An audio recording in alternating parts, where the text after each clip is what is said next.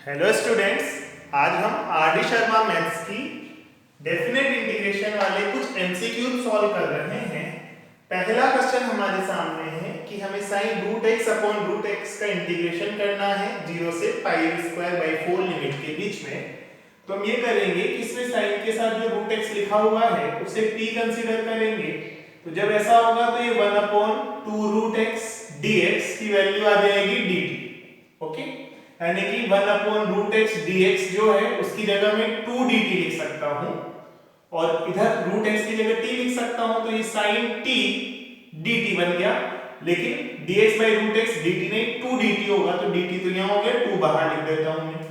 अब लिमिट 0 से pi square by 4 है, तो x की जगह अगर 0 रखें तो t की जगह भी 0 आएगा, लेकिन अगर x की जगह पाई स्क्वायर बाई 4 पुट करें तो पाई बाई 2 आ जाएगा उसका अंडर रूट। ठीक है, तो अब देखो साइन का इंटीग्रेशन क्या होता है, माइनस कोस, तो माइनस आगे लगा दिया मैंने और यहाँ कोस लिख दिया, और जो लिमिट है वो मैंने लगा दी 0 से लेकर पाई बाई 2 तक। ओके, अब देखो कोस पाई बाई 2 की वैल्यू हो गई 0 और कोस 0 की वैल्यू हो गई 1।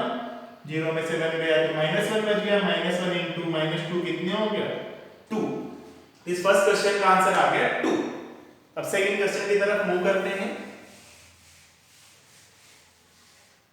हमें इसका इंटीग्रेशन करना है, तो सबसे पहले हम sin x को t मान लेते हैं क्योंकि ऊपर cos x dx है।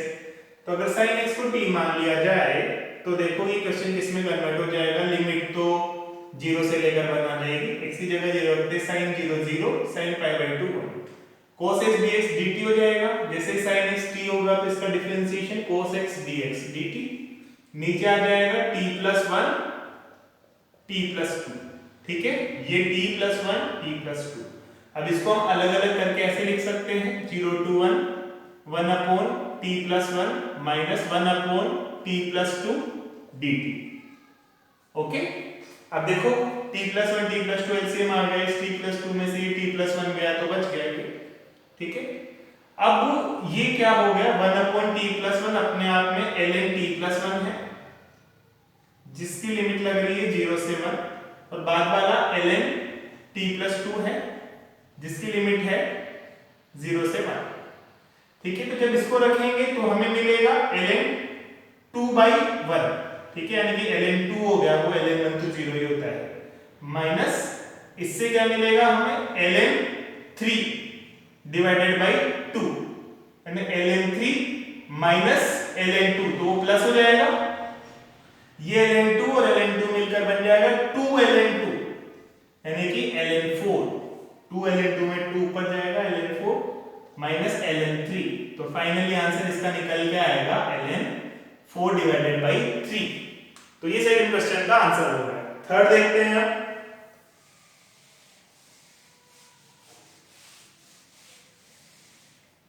मान लो 1 upon 2 plus cos x dx, ये इंटीग्रेशन करना है, तो मैं cos x की जगह एक वैल्यू पुट कर सकता हूं, cos x को रिप्लेस कर सकता हूं किससे, वो देखते हैं ध्यान से। cos x की जगह लिखा जा सकता है 1 minus ten square x by 2 divided by 1 plus ten square x by 2। cos x का स्टैंडर्ड फॉर्मूला है, ये यूज किया। 1 plus ten square x by 2 LCM आकर ऊपर चल जाएगा जो कि सेक हो जाएगा, किसमें कन्वर्ट हो जाएगा, सेक स्क्वायर थीटा में, तो ये बन गया sec square x by 2 dx ऊपर की साइड। तो नीचे देखो ये इससे मल्टीप्लाई होगा तो 2 और एक ये 1 दोनों मिलके 3 हो गए। 2 tan स्क्वायर x बाई 2 में से एक tan स्क्वायर x बाई 2 गया, तो 3 tan स्क्वायर x बाई 2 नीचे आ गया। ठीक है, अब आप इसको 3 plus tan square x by 2 में से tan x बाई 2 को t मान लिया, किसको, tan x बाई 2 को। तो अगर मैंने tan x बाई 2 को t मान लिया, let tan x by 2 equal to t, तो इसका डिफरेंशिएशन क्या होगा, 1 by 2 sec square x by 2 dx, ये हो जाएगा dt, यानी sec square x by 2 dx की जगह लिख देंगे हम 2 dt। लिमिट क्या लिखेंगे अभी देखते हैं, फिलहाल ऊपर हम 2 dt लिख दें और नीचे लिख दें 3 प्लस t स्क्वायर। लिमिट देखो भाई, tan x बाई 2 को t माना है तो x की जगह 0 रखेंगे तो tan 0 की वैल्यू 0 और tan पाई बाई 4 की वैल्यू 1। ठीक है, तो 0 से 1 dt upon 3 plus t square, तो ये tan inverse x by a. ये किसका फॉर्मूला है, 1 by a tan inverse x by a. तो इसका इंटीग्रेशन बनेगा 2 तो बाहर ही है, 1 बाई ए यानी कि 1 by root 3 tan inverse x by a यानी कि t बाई रूट 3 और t एक बार 1 रखेंगे एक बार 0 रखेंगे तो 1 बाई रूट 3 ही बच जाएगा। एक तो 0 से तो 0 हो ही जाएगा। तो फाइनल इसका आंसर आ जाएगा 2 by root 3 tan inverse 1 by root 3। तो ये थर्ड पार्ट भी हो गया। तो अभी तक हमने 3 क्वेश्चंस देखे और कुछ क्वेश्चंस देखते हैं। तो तीनों क्वेश्चंस आपके सामने हैं। Root 1 minus x upon root 1 plus x, इसका इंटीग्रेशन करना है 0 से 1 तक। तो मैं यहाँ पे सबसे पहले x को मान लेता हूँ cos 2 थीटा। ठीक है, अगर मैं इसको cos 2 थीटा मानता हूँ तो 1 माइनस cos 2 थीटा की वैल्यू हो जाएगी 2 sin स्क्वायर थीटा और 1 प्लस cos 2 थीटा की वैल्यू क्या हो जाएगी 2 cos स्क्वायर थीटा, है ना। ये दो फॉर्मूले हैं cos के, cos 2 theta equal to 1 minus 2 sin square theta और 2 cos स्क्वायर थीटा माइनस 1। तो 1 माइनस cos 2 थीटा से बनेगा 2 sin स्क्वायर थीटा और 1 प्लस cos 2 थीटा से बनेगा 2 cos स्क्वायर थीटा। तो दोनों को जब यहाँ पे पुट करेंगे तो 2 से 2 कटेगा, sin स्क्वायर थीटा पर cos square theta tan square theta होगा और उसका अंडर रूट करेंगे तो tan थीटा बनेगा। ठीक है, लिमिट कहां से कहां तक जाएगी वो देख लेते हैं। x की जगह अगर मैंने 0 रखा तो cos 2 थीटा इक्वल टू 0 यानी कि 2 theta equal to pi by 2। तो थीटा इक्वल टू क्या हो गया pi by 4। Okay, 2 theta equal to pi by 2 तो theta equal to pi by 4। इसी तरह से cos 2 थीटा इक्वल टू 1 यानी 2 थीटा इक्वल टू 0 तो थीटा इक्वल टू 0। तो लिमिट बन गई हमारी पाई बाई 4 से 0 और ये हो गया tan थीटा। पाई बाई 4 से 0 में जो मोड tan थीटा होता है वो पॉजिटिव ही होता है, इसलिए डायरेक्ट tan थीटा लिख दिया और यहाँ पे लिख देंगे tan थीटा d थीटा। हाँ, d थीटा नहीं, अब आगे क्या होगा देखो, यहाँ पे dx है तो dx हमें निकालना होगा। तो dx की वैल्यू क्या आएगी, cos 2 थीटा को अगर x माना इसका डिफरेंशिएशन क्या होगा minus 2 sin 2 theta d theta minus 2 sin 2 theta. तो माइनस तो आगे आ जाएगा 2 आगे आ जाएगा और sin 2 थीटा की जगह हम क्या लिख सकते हैं 2 sin theta cos theta. Okay, ऐसे लिखा जा सकता है। अब देखो ये माइनस वाला इस लिमिट को चेंज करने में काम आ जाएगा और ये 2 बाहर आ जाएगा। तो 2 और 2 तो 4 हो गया, लिमिट हो गई 0 से पाई बाई 4 और देखो ये sin बाई cos है, cos से cos कट गया तो sin थीटा मिलकर sin स्क्वायर थीटा बच गया। अब उस sin स्क्वायर थीटा के साथ मैं ऐसा करता हूं ये 2 काम ले ही लेता हूं। ठीक है, तो 2 sin स्क्वायर थीटा हो गया। अब 2 sin स्क्वायर थीटा को फिर से मैं इस फॉर्मूले की हेल्प से लिख दूं 1 माइनस cos 2 थीटा। तो कोई दिक्कत है नहीं, तो लिख देते 2 1 माइनस cos 2 थीटा। ठीक है, 2 sin स्क्वायर थीटा की जगह लिख दिया और अब इसका इंटीग्रेशन करना है हमें 0 से पाई बाई 4 में। ठीक है, तो देखो 1 का तो थीटा ही होगा तो डायरेक्ट वैल्यू रखने में आएगी पाई बाई 4 आ जाएगी, पाई by 4 minus 0 pi by 4। cos 2 theta का क्या होगा sin 2 थीटा बाई 2। तो sin 2 थीटा बाई 2 है तो 1 बाई 2 तो बाहर, अंदर रहेगा sin 2 थीटा। एक बार रखेंगे sin पाई बाई 2 की वजह से 1 और एक बार आएगा 0। तो ये बचा 2 into pi by 4 minus half. जब इसको मल्टीप्लाई करेंगे तो ये बन गया पाई बाई 2 और ये क्या बन गया 1। तो फाइनल आंसर आ गया इसका पाई बाई 2 माइनस 1। ओके, अब नेक्स्ट क्वेश्चन देखते हैं।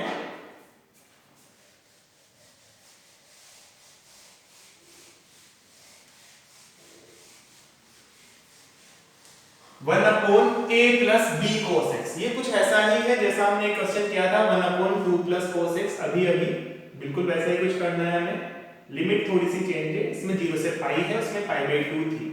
तो आपको क्या करना होगा कि जो cos x है उसकी जगह लिखना होगा 1 minus tan square x by 2 divided by 1 plus tan square x by 2। ठीक है, अब ये जो tan 1 plus tan square x by 2 है ये तो ऊपर जाके sec स्क्वायर x बाई 2 हो जाएगा और ये जो नीचे वाला है ना ये नीचे का नीचे मल्टीप्लाई होगा। एक तो a प्लस b बनेगा और tan स्क्वायर x बाई 2 में a माइनस b आएगा। ठीक है, a minus b tan square x by 2। अब tan x/2 को t मानेंगे तो sec स्क्वायर x/2 dx हो जाएगा 2dt, क्योंकि 1/2 आएगा ना, 2dt बना देगा। लिमिट थोड़ी चेंज हो जाएगी, x/2 में जब 0 रखेंगे तो 0 और पाई रखेंगे तो क्या आएगा, देखो इसकी वैल्यू, सॉरी यहाँ पाई नहीं है, अगर यहाँ पे पाई रखें x की जगह तो π/2 तो इंफिनिटी आ जाएगा। तो लिमिट कहां से कहां तक जाएगी, 0 से लेकर के इंफिनिटी तक जाएगी। और नीचे क्या बनेगा, नीचे बनेगा a + b plus a - b into T square. ठीक है, अब देखो इस a - b को तो मैं डिवाइड करके बाहर ले लेता हूं, तो ये बन गया हमारा कुछ ऐसा 2/a - b। ठीक है, और यहां आ गया 0 से infinity dt divided by a + b/a - b और टी स्क्वायर। अब ये फिर से tan इनवर्स वाला फॉर्मूला आ गया, तो tan इनवर्स वाले फॉर्मूले में क्या बनता है, 1/a यानी 1 इसका अंडर रूट, तो इसका अंडर रूट क्या आएगा, a + b/a - b into tan inverse x/a, tan inverse x/a t/this। तो इसमें क्या आएगा, root over a - b/a + b, और लिमिट कहां से कहां तक जाएगी, 0 से इंफिनिटी तक। अब देखो ये रूट a - b से रूट a - b तो कट गया, तो यहां तो बच गया एक रूट कटा, एक रूट बच गया, क्योंकि ये बिना रूट वाला है, रूट वाला है, तो एक सिंगल रूट वाला बच जाएगा। तो नीचे तो रूट a² - b² बच गया। इधर इंफिनिटी रखेंगे तो π/2 आएगा, और 0 रखेंगे तो 0 आएगा, तो tan इनवर्स इंफिनिटी से π/2 मिल गया। तो हमारा फाइनल आंसर क्या आएगा, देखो इधर लिखता हूं मैं ऊपर थोड़ा, 2 × π/2 अपॉन a² - b² का रूट, 2 से 2 कट जाएगा और आंसर बन जाएगा π/√a² - b²। ठीक है, तो ये हमारा इसका आंसर हो गया। अब नेक्स्ट क्वेश्चन देखते हैं, 6th।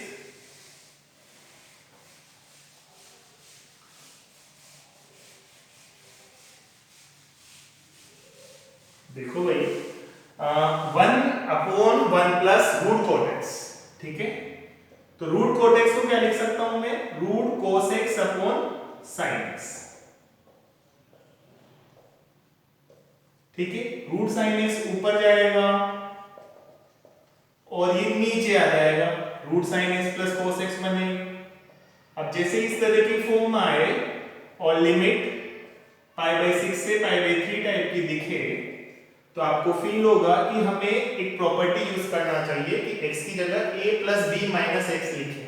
a + b π/2 है, तो x की जगह हम a + b - x लिखेंगे तो π/2 - x आएगा, तो sin x की जगह cos x बनेगा ऊपर, और नीचे इसकी जगह cos x और इसकी जगह sin x बनेगा, तो ओवरऑल यही रह जाएगा, sin x + cos x ही रह जाएगा। ठीक है, अब इन दोनों को अगर मैं ऐड कर दूं तो 2i बनेगा, फर्स्ट प्लस सेकंड 2i बनेगा, sin x + cos x root वाला डिनोमिनेटर में भी आएगा और न्यूमरेटर में भी आएगा, तो ओवरऑल आ जाएगा 1 dx, लिमिट π/6 से π/3। ठीक है, इसका इंटीग्रेशन x हो जाएगा, π/3 - π/6 आएगा आंसर। अब π/3 - π/6 की वैल्यू हो गई π/6, तो 2i की वैल्यू π/6 है, तो i की वैल्यू तो π/12 ही रह गई ना। ठीक है, तो इस टाइप से ये 3 क्वेश्चंस हमने और ट्राई किए।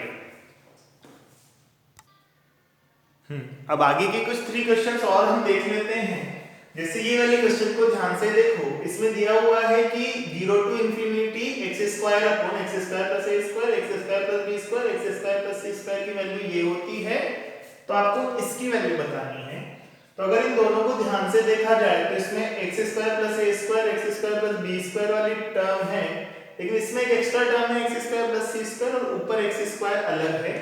तो हम ऐसा कर सकते हैं कि जो वैल्यू हमें निकालनी है dx divided by x² + 4 x² + 9, उसमें एक टर्म अपने मन से ऐड कर देते हैं x² + 0 नीचे की तरफ और x² + 0 ऊपर की तरफ। ऊपर वाले x स्क्वायर प्लस 0 को हमने x स्क्वायर लिख दिया और नीचे वाले को ऐसे लिख दिया।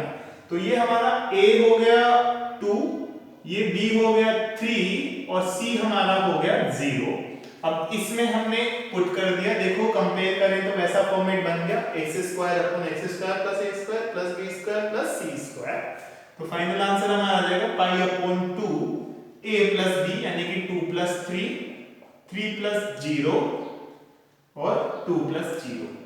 ठीक है, तो देखो ध्यान से 2 और 3 5, 5 3 जा 15, 15 2 जा 30, 30 2 जा 60। तो इसका फाइनल आंसर आ गया पाई अपॉन 60। ओके, बहुत इजी क्वेश्चन है। फिर आगे देख लेते हैं। log x dx के बारे में हमें बताना है। क्वेश्चन मिटा दिया मैंने गलती से। क्वेश्चन ये था कि 1 से e log x dx। ठीक है, तो हम इसमें इंटीग्रेशन यूज करेंगे इनटू 1 लिख के। तो log x इनटू 1 का इंटीग्रेशन x माइनस 1 का इंटीग्रेशन x और log x का डिफरेंशिएशन 1/x। ठीक है, ये हो गया। और इसका क्या करना है, अब हमें इंटीग्रेशन करना है 1 से e तक, और इसका भी इस पे तो डायरेक्टली लिमिट लगानी है 1 से e तक। तो देखो जब इसमें e वाली लिमिट लगाएंगे तो यहाँ बनेगा log e जिसकी वैल्यू 1 है, और यहाँ बनेगा e, तो e हो गया। और 1 वाली लगाएंगे तो ये 0 बन जाएगा, तो e माइनस 0 आया। और इधर x 1/x मिलाकर 1 हो गया। 1 dx की वैल्यू क्या हो गई, dx का इंटीग्रेशन x में लिमिट लगाएंगे तो क्या बनेगा e माइनस 1। तो फाइनल इसका आंसर क्या आ जाएगा, e minus e plus 1 that is 1। Okay, तो ये 8th क्वेश्चन का आंसर यहाँ पे आ जाएगा हमारे पास 1। फिर 9th क्वेश्चन देखते हैं। ये तो बहुत ही इजी है, डायरेक्टली फॉर्मूला बेस्ड है। 1 अपॉन 1 प्लस एक्स स्क्वायर, इसका इंटीग्रेशन हो जाता है tan इनवर्स x। लिमिट लगानी है 1 से √3।